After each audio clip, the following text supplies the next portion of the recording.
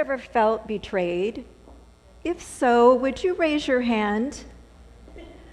Look around, you're in good company. Thank you. And when you felt betrayed, have you been told to give it time, to trust again, or to forgive and move on?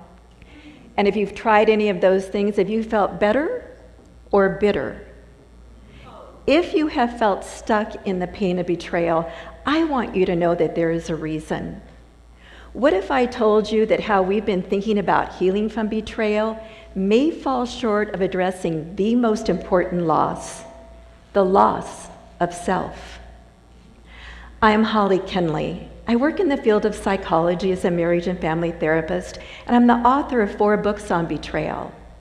Many therapy clients feel stuck in betrayal and don't understand why. They're feeling confused, worthless, and powerless, and it's not their fault. Just as I once did, many therapists treat betrayal like grief, and as a result, my clients did not feel better. Of course, I too am no stranger to betrayal in my life.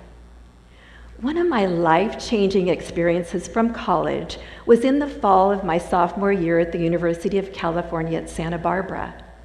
I needed to take a physical education requirement for a class, so I signed up for beginning sailing.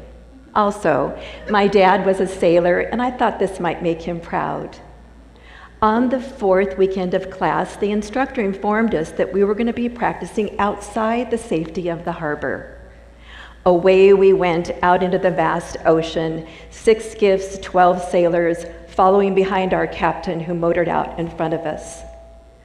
Within a few minutes, a gust of wind all of a sudden came up and tossed our sailboat on its side. My partner and I were really struggling when suddenly another gust capsized it completely, emptying us both into the freezing ocean.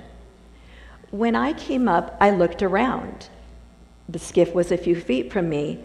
My partner, the betrayer, was swimming away to another boat. I recalled the captain's words, "If you get into trouble, don't leave your partner, don't leave your boat." Off in the distance, I saw the captain motoring towards me. Good, he's coming to save me. As he got closer, he picked up his bullhorn and commanded, "Holli, follow my orders, the winds are picking up, right that boat." Was he nuts? I couldn't do this, and not by myself, and this is not what I signed up for. I trusted in the rules of the game. I trusted my partner. With a tinge of anger in his voice, he again commanded, "Holli, get going, right that boat." Over the next several minutes, I did everything I was told and mustered up every bit of strength that I had. I thrust myself over the backside of the boat like a seal sprawled across a rock. I reached down under, pulled in the small mainsail, and then slowly, using my body weight, made my way back across the boat from port to starboard side, when suddenly the boat flipped upright, tossing me back into the water. I thrust myself one more time inside the hull of the boat. I lay there catching my breath. Off in the distance, applause from 11 classmates, including the betrayer. Warm tears rolled down my face. I was proud of myself. A poised flute player who loved playing in concert band stepped into the burly role of a sailor and saved herself. My father would be proud. For anyone unfamiliar with sailing, to right yourself means to bring yourself upright, just like with a sailboat. Over the next several decades, I would face many betrayals in my life. But that experience of learning how to right myself would serve me well in the years to come. On Wednesday, April 8th, 2015, at 10 a.m., I called my 86-year-old father. It was our custom to chat several times a week. After a couple of rings, he picked up. "Good morning, Dad. How you doing?" Fair to middlin'," he chuckled. "Not so bad." Over the next several minutes, we talked about the weather and shared a few of our favorite TV shows. Although I knew he was struggling with some health issues, he never complained. We closed our conversation in the usual way. "I'll call you Friday. I love you, Dad." "I love you too, sweets." Over the next several minutes, I thought about and reflected upon how our relationship had healed over the past 30 years, from a daughter who was so angry with him to one who adored him. 2 days later, on Friday, April 10th, I called again at my usual time. No one answered. I tried several more times. Living over 800 miles away from my parents, I called one of my sisters who lived close by. The next several hours were filled with chaos, confusion, and catastrophe. After entering my parents' home, paramedics found their bodies barely alive. They were transported to a local hospital, my father in intensive care, my mother in serious but stable condition. Later that day, I would learn that on Wednesday afternoon, the day of my prior call, my parents planned out, carried out, but did not fully complete a dual suicide. A couple of days after the suicide attempts, I asked one of the nurses if she would place the phone next to my father's ear. She informed me he was dozing in and out of consciousness. I said, "It doesn't matter. I need to speak to him." She kindly agreed to do so. "Hi, Dad. It's me, Holli." I could hear his labored breathing. "I love you, Dad. I love you so much." He mumbled something. In my mind, I could hear him say, "I love you too, sweets." The next day, my father was moved home where he wanted to die. He passed away 3 days later under hospice care. My mother recovered and was moved to a nursing home. I'd like to acknowledge that talking about suicide is hard. It elicits a range of emotions: judgment, anger, compassion. Whatever might be coming up for you, I invite you to honor your feelings. Immediately after the suicide attempts, my feelings were like fireworks shooting off inside. In sporadic moments of clarity, I asked myself, how am I going to get through this pain? It was not the pain of grief. It was the pain of betrayal. I knew what to do. I quieted my being and I turned inward as I began the hard work of righting my capsized mind and body. In the late 90s, my interest into betrayal and recovery from it emerged in my work as a licensed marriage and family therapist. With well over 10,000 hours in session working with clients healing from abuse and trauma, I heard the words over and over again, "I feel so betrayed." I knew how to address the trauma, but there was something that I was missing. And then in the mid-2000s, when the economy shifted downward, all kinds of betrayal were coming into the room, relationally, financially, professionally. I was so frustrated. I was implementing grief approaches to deal with their losses because that was the protocol used at the time. But I wasn't seeing recovery from betrayal. And so I began reading everything I could find on recovery, specifically from betrayal. 2 obstacles arose back then that are still present today. First, most of the resources focused on infidelity. Well, the problem with that is, of course, is that betrayal isn't only about infidelity. Secondly, when we think of betrayal, we view it primarily as a loss of trust issue. And because it is a loss, it's treated like grief. But what if moving through the stages of grief, denial, anger, depression, bargaining, and acceptance aren't effectively addressing betrayal? Although in recent years there has been a widening of the lens on how to address betrayal, many resources still support conventional thinking. Back then, I too was dealing with my own betrayal. I started paying close attention to what I was feeling.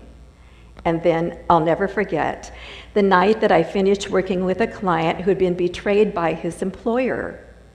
I immediately connected with his feelings. And in that moment, I realized what I was missing, that grief work may fall short of addressing the most important loss of betrayal, the loss of self. And what's tricky about the loss of self is that it's buried in shame. For example, it includes the loss of innocence and identity, the loss of role and reputation, the loss of being seen and of being heard. From that point forward, every time a client said to me, "Holli, I feel so betrayed," I asked, "What are you feeling?" And I paid attention. After 3 years of observation and research, I believe that grief approaches weren't wrong, but in case of addressing betrayal, ineffective. And then I had an idea. What would happen if we considered a different approach? That betrayal was more than a loss of trust issue, and there might be a better path to recovery. Based on my research and experience, when we're going through a betrayal or unearthing a past one, we navigate through 3 states of being. I call them states of being because this is who we are for a period of time. State of confusion. The first state of being is the state of confusion. When we're betrayed, we want answers to questions. Are any of these familiar? Why? Why would they allow this to happen? Can you help me understand? In my confusion after the attempted suicides, my mind was spinning with questions. Why? Why would they do this to our family? How do I make sense of this? In the state of confusion, betrayal pulls us outward. We are consumed with trying to understand someone else, consumed with trying to make sense of their choices. In order to begin healing from betrayal, we must turn inward. It is our work to understand ourselves, our work to make sense of our choices. State of worthlessness. The second state of being is the state of worthlessness. Are any of these feelings familiar? I thought I mattered. I gave everything to that job and they just cut me off. Everything's been stolen from me. I don't know who I am anymore. It's so hard. I wake up every morning and realize someone else is more important than me. In my worthlessness, every belief I held about my loving relationship with my father was shattered. I asked myself, who was I as a daughter? Did I matter? What was my worth now? In the state of worthlessness, betrayal pulls us outward. We are desperately searching for our worth, desperately searching for who we are. In order to continue healing from betrayal, we must turn inward. It is our work to rediscover our value, our work to redefine who we are. State of powerlessness. The third state of being is the state of powerlessness. Can you relate to any of these feelings? I can't stand it any longer. I have to do something. It's not fair, it's not right, and no one's doing anything. My life has been completely destroyed, and they just move on like nothing happened. In my powerlessness, in one moment, I was energized, trying to change my reality. The next, I felt defeated. One minute, I was trying to control everything. The next, I felt controlled. One minute, my voice was loud. The next, it was silenced. In the state of powerlessness, betrayal pulls us outward. We are trying to change what happened to us, trying to control everything. In order to continue healing from betrayal, we must turn inward. It is our work to recover our power, our work to reclaim our voice. Since 2008, I've worked with hundreds of individuals implementing techniques for writing themselves, and I've witnessed the recovering journeys. Based on my work, this is important. Grief is the loss of someone or something else. Betrayal is the loss of self. Grief requires that we turn our focus outward as we move through the stages of grief. We accept our losses.